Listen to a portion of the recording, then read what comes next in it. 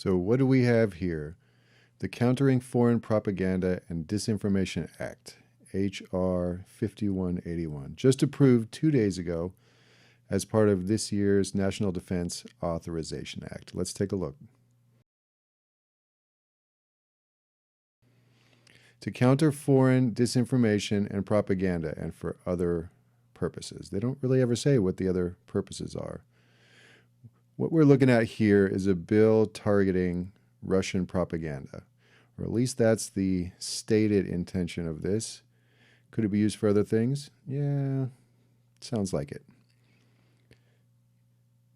A comprehensive strategy to counter foreign disinformation and propaganda and assert leadership in developing a fact-based strategic narrative.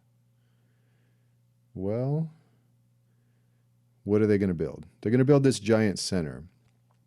It's going to be an entirely new government entity, and all it's going to be focusing on is propaganda and disinformation.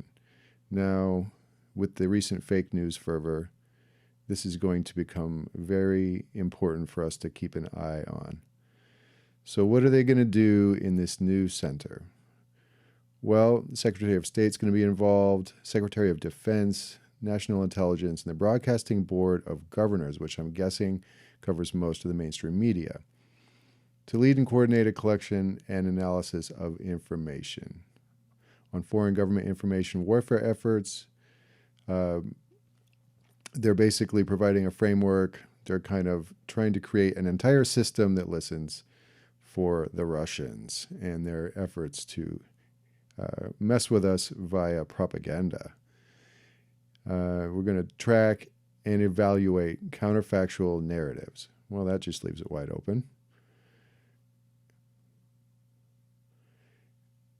Identifying current and emerging trends in foreign propaganda and disinformation.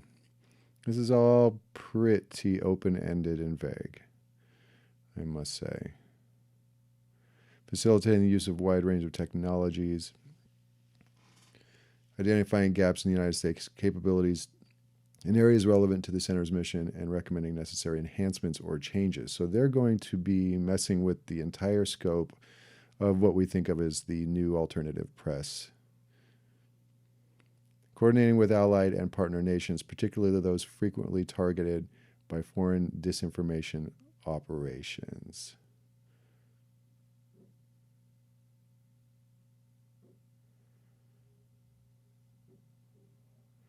Who's going to be running this thing? That's going to be a key question, and we're going to have to watch these people like a hawk.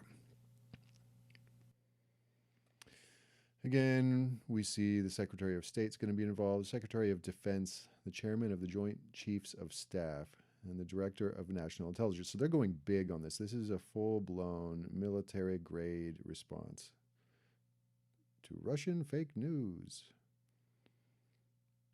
The steering committee shall be chaired by the Undersecretary of State for Political Affairs.